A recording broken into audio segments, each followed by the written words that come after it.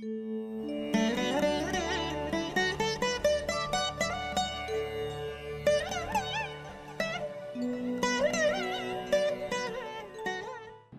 நேயர்கள் அனைவருக்கும் இனிய நல்வாழ்த்துக்கள். எல்லோரும் நன்றாக இருப்பீர்கள். இப்பொழுது ஜூலை 7ஆம் தேதி முதல் ஜூலை 13ஆம் தேதி வரையிலான திங்கள் முதல் ஞாயிறு வரையிலான 12 ராசிக்காரர்களுக்கான ஒரு வார ராசி பலன்களை இப்போது பார்க்கலாம். தனுசு ராசிக்காரர்களுக்கு அட்டகாசமான வாரமாக இந்த வாரம் அமைஞ்சிருக்குங்க. உண்மையிலேயே உங்க ராசியிலேயே பௌர்ணமி சந்திரன் வலிமையாக இருக்கிறார். ரெட்டிப்பு நன்மை அப்படின்னு சொல்லுவேன். புதன்கிழமையும் வியாழக்கிழமையும் பார்த்தீங்கன்னா முதல்ல 12ஆம் இடத்துல சந்திரன் இருந்து அதற்கடுத்து பார்த்தீங்கன்னா அப்படியே 1ஆம் இடத்துல அவர் சந்திரன் ராசியிலேயே பௌர்ணமி சந்திரன் உட்கார்றார். ஏற்கனவே உங்க ராசியை குரு பார்த்துக்கிட்டு இருக்கிறார். 12ஆம் இடமும் ஏற்கனவே சுக்கிரனால் புனிதப்படுத்தப்பட்ட கொண்டிருக்கிறது. ஆக 12, 1, 2 ஆகிய 3 இடங்கள்ல சந்திரனுடைய இயக்கங்கள் இருப்பது என்பது முதல் 2 வாரம் திங்கக்கிழமையும் செவ்வாய்க்கிழமையும் செலவுகள் அல்லது பயணங்கள், வெளிநாடு வெளிமாநிலம் தூர இடங்கள் போன்ற பயணங்களின் மூலமான லாபங்கள், மேற்கு நாடுகளிலிருந்து வருமானங்கள் வரக்கூடிய நல்ல செய்திகள் வரக்கூடிய அமைப்புகள், நீங்களே வீட்டிற்கு தேவையான பொருட்கள் வாங்கி கொடுப்பது அல்லது அட்வான்ஸ் கொடுக்கறது, அது கொடுக்கறது, இது கொடுக்கறது, வீடு வாங்குறது, நிலம் வாங்குறது, இது மாதிரியான அமைப்பு, ஏற்கனவே சேமித்து வைத்திருக்கின்ற பணத்தை நல்ல விதமாக விரயம் செய்து செலவு செய்து அதன் மூலமாக சந்தோஷத்தை அனுபவிக்கக்கூடிய அமைப்பு, குறிப்பாக மனைவி பெண் குழந்தைகள் போன்றவர்களுக்கு கழுத்து நகை வாங்கி கொடுக்கக்கூடிய அமைப்பு, அவர்களுக்கு ஆடை ஆபரணங்கள் வாங்கி கொடுக்க அமைப்புன்னு விரயங்கள் இருந்தாலும் சந்தோஷம் இருக்கக்கூடிய முதல் 2 நாட்கள் அப்படியே அமைந்திருக்கின்றன.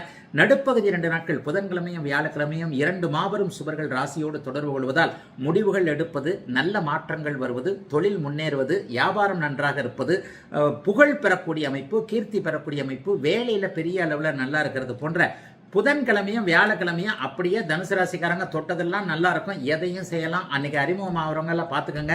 வாழ்க்கை முழுவதும் தொடரக்கூடிய நட்பாகவோ உறவாகவோ அவங்க மாறுவாங்க. இந்த புதன்கிழமையும் வியாழக்கிழமையும் என்ன விஷயத்த புதுசாக செய்றீங்கன்றதை நோட் பண்ணி வச்சுக்கோங்க. யார் புதுசாக அறிமுகம் ஆகுறாங்கன்னு நோட் பண்ணி வச்சுக்கோங்க. இந்த 2 நாளில் நீங்கள் பண்ணக்கூடிய விஷயங்கள்லாம் உங்களுக்கு ரொம்ப நல்லா இருக்கும். ஆகவே வாரத்தின் நடுப்பகுதியாகிய அந்த புதன் வியாழக்கிழமைகளில் அத்தனை விஷயங்களையும் பொறுக்கி எடுத்து தேர்ந்தெடுத்து நல்ல விதமாக செயல்பட்டு அதன் மூலமான முன்னேற்றங்கள் வரக்கூடிய சுப வாரம் இந்த வாரம். தனுசு ராசிக்காரர்கள் எல்லோருக்கும் வயதிற்கு ஏற்றாற் போல. மகர ராசிக்காரர்களுக்கு பார்த்தீங்கன்னா வாரத்தின் ஆரம்பமே ஜமாயின்னு அமர்க்கலமாக இருக்கிறது. 11ஆம் இடத்தோடு 5ஆம் இடத்திலிருந்து சுக்கிரன், 11ஆம் இடத்திலேயே சந்திரன் வலிமையாக இருக்கக்கூடிய அமைப்பு. உங்களுடைய 7ஆம் அதிபதியாகிய சந்திரன் வார ஆரம்பத்தில் திங்கக்கிழமையும் செவ்வாய்க்கிழமையும் 11ஆம் இடத்துல இருக்கிறார். அதுக்கப்புறம் புதன்கிழமையும் வியாழக்கிழமையும் 12ஆம் இடத்துல இருக்கிறார். அதற்கப்புறம் வெள்ளி சனி ஞாயிறு 3 நாட்களும் பார்த்தீங்கன்னா ராசியிலேயே கிட்டத்தட்ட பௌர்ணமிக்கு பக்கத்தில் இருக்கக்கூடிய தேபடியாக இருந்தாலும் நல்லா இருக்கக்கூடிய அமைப்புகள் இருக்கு.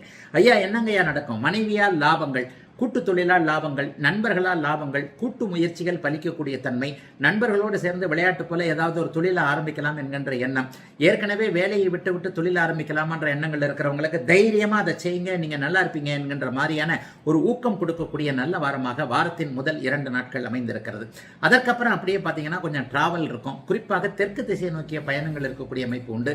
அந்த பயணங்களின் மூலமான சித்தர்கள் தரிசனம் அல்லது ஒரு தெய்வீக தரிசனம் அல்லது ஸ்ரீ மகா பெரியவர், ஸ்ரீ ரமணர் போன்ற நம்ம மண்ணில் தெய்வங்களாக வாழ்ந்து மறைந்த மகா புனிதர்களுடைய அதிஷ்டானங்களை தரிசிக்கக்கூடிய வாய்ப்புகள் கிடைக்கக்கூடிய அமைப்புகள் கண்டிப்பாக இப்போது மகர ராசிக்காரர்களுக்கு உண்டு. அதனை அடுத்து அப்படியே பார்த்துட்டீங்கன்னா வெள்ளிக்கிழமையும் சனிக்கிழமையும் ஞாயிற்றுக்கிழமையும் பௌர்ணமிக்கு பக்கத்தில் இருக்கக்கூடிய சந்திரன் ராசியில் இருப்பது மிகப்பெரிய ஒரு கொடுப்பினை. இதுவரைக்கும் இல்லாத அளவிற்கு ஒரு புதிய புத்துணர்ச்சி வரக்கூடிய அமைப்புகள் இப்போது மகர ராசிக்காரர்களுக்கு உண்டு. 7.5 சனி முடிந்து விட்டது. சனி 3ஆம் இடத்தில் இருக்கிறார். 6ஆம் இடத்துல குருவும் சூரியனும் இருந்தாலும் கூட இன்றைக்கு நல்ல அமைப்புகளில் இருக்கிறதுனால சில பல விஷயங்கள்ல செலவுகள் ஆனாலும் பரவாயில்லை, அதை அப்படி பண்ணலாமா இதை அப்படி பண்ணலாமா என்கின்ற குட் ஐடியாஸ் சொல்றோம் இல்லையா, அந்த நல்ல ஐடியாக்கள் வரக்கூடிய அமைப்பு இப்போது மகர ராசிக்காரர்கள் எல்லாருக்குமே இருக்குதுங்க. மகர ராசிக்காரர்களுக்கு பெரிய சோதனைகள்லாம் கண்டிப்பாக முடிஞ்சிருச்சுங்க. இளைய பருவத்தினர் எல்லோருக்குமே எங்கு எந்த திசையில் எப்படி செல்லலாம் என்கின்ற நல்ல அடையாளங்கள் தெரியக்கூடிய அமைப்புகள், ஆண் பெண் இருபாலருக்குமே நல்லவைகள் நடக்கக்கூடிய அமைப்புகள், பெரியவர்களுக்கு சிறியவர்களை பார்த்து நம்பிக்கை ஏற்படக்கூடிய சுபமான நல்ல வாரங்க இந்த வாரம். கும்பராசிக்காரர்களுக்கு வாரத்தின் ஆரம்பத்தில் 10ஆம் இடம், 11ஆம் இடம், 12ஆம் இடம் ஆகிய 3 இடங்களில் பௌர்ணமிக்கு பக்கத்தில் முன்பின் இருக்கக்கூடிய சந்திரன் இயங்கக்கூடிய சிறப்பான நல்ல வாரம். வாரம் முழுவதும் ராசியை குருபார்த்து கொண்டிருப்பது 4, 9க்கு அதிபதியான சுக்கிரன் இப்போது 4ஆம் இடத்திலேயே வலிமையான நிலைமையில் இருப்பது கும்பராசிக்காரர்களுக்கு கொடுத்து வைத்த ஒரு நல்ல அமைப்பு. கஷ்டமெல்லாம் போச்சு, கெட்ட பேரெல்லாம் விலக போகுது, சோம்பேறின்னு திட்டினவங்கலாம் இவனை மாதிரி சுறுசுறுப்பாக இருப்பாங்களா அப்படின்லாம் சொல்ல போகிறாங்க.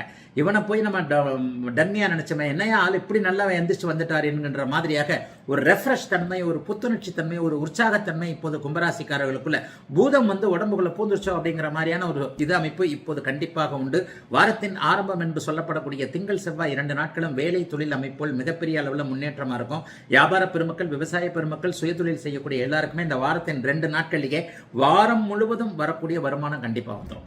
ஏன்னா 10ஆம் இடத்துல பௌர்ணமிக்கு பக்கத்தில் இருக்கக்கூடிய சந்திரன் சுக்கிரனுடைய பார்வையில் இருப்பது என்பது 9ஆம் அதிபதி பார்வை 10ஆம் இடத்திற்கு வருகிறது என்பது மிகச்சிறந்த ஒன்று. ஆகவே வேலை தொழில் வியாபாரம் விவசாயம் போன்ற அமைப்புகள் சர்வ நிச்சயமாக இந்த வாரம் முழுவதும் நல்லா இருக்கும். வேலை போனால் கூட கவலைப்படாதீங்க, அதை விட நல்ல வேலை கிடைக்கும். ஏற்கனவே வேலை போயிருந்தவர்களுக்கு இந்த வாரம் நிச்சயமாக அப்பாயின்மெண்ட் உண்டு. இன்டர்வியூ எல்லாம் சக்சஸாக பண்ணுவீங்க. அதனை அடுத்து 11ஆம் இடத்தில் சந்திரன் ஆறாம் அதிபதியாகிய சந்திரன் 11ஆம் இடத்தில் இருப்பது என்பது எதிலும் வெற்றியை கிடைக்கக்கூடிய ஒரு அமைப்பு. எதிலும் வெற்றி என்பது அவரவருடைய வயதிற்கேற்றார் போல உங்க என்ன நீங்க வெற்றி கிடைக்கணும்னு நினைக்கிறீங்களோ அது எல்லாத்திலுமே அப்படியே வெற்றி கிடைக்கும். காதலில் வெற்றி, வாழ்க்கையில் வெற்றி, ஆரோக்கியத்தில் வெற்றி, கடனில் வெற்றி, உழைப்பில் வெற்றி என்கின்ற மாதிரியாக சட்டப்பூர்வமான நடவடிக்கைகள், கோர்ட்டு, போலீஸ் ஸ்டேஷன் அதுன்னு அலைஞ்சிட்டு இருக்கிறவங்களுக்கு கூட புதன்கிழமை வியாழக்கிழமை தேர்ந்தெடுத்து கல்ல போடுங்க, டக்குன்னு கிளிக் ஆகும். புதன்கிழமையும் வியாழக்கிழமையும் நீங்கள் யாரை ஜெயிக்க வேண்டும் என்று நினைக்கிறீர்களோ அவரை உறுதியாக ஜெயிக்கக்கூடிய அருமையான, அற்புதமான, நல்ல விதமான மாற்றங்கள் நிறைந்த யோகமான நல்ல வாரமாக அமைந்திருக்கிறது. கும்பராசிக்காரர்கள் எல்லோருக்குமே, குறிப்பாக ஒரு 30 வயதுகளுக்குள் இருக்கக்கூடிய இளைய பருவத்தினர் அனைவருக்கும் இந்த வாரம். மீனராசிக்காரர்களுக்கு இந்த வாரத்தின் 9, 10, 11ஆம் இடங்களில் சந்திரன் வலிமையாகவே இருக்கிறார். 5 குடையவர் 9ஆம் இடத்தில் இருப்பது என்பது அற்புதமான ஒன்று. உத்திரட்டாதி நட்சத்திரக்காரங்க படாத பாடு பட்டுக்கிட்டு இருக்கிறீங்கன்னு சொல்றீங்க. கூடவே பூரட்டாதி நட்சத்திரக்காரங்க தான். பூரட்டாதி உத்திரட்டாதி இந்த 2 ராசிக்காரர்களுக்கும் ஏதோ ஒன்று நம்ம முன்னால போனா கடிக்குது, பின்னால போனா உதைக்குதுன்ற மாதிரி ஏதோ ஒரு விஷயம் நடந்துகிட்டு இருக்கு. அதுக்கு பேர் ஜென்மச்சனி.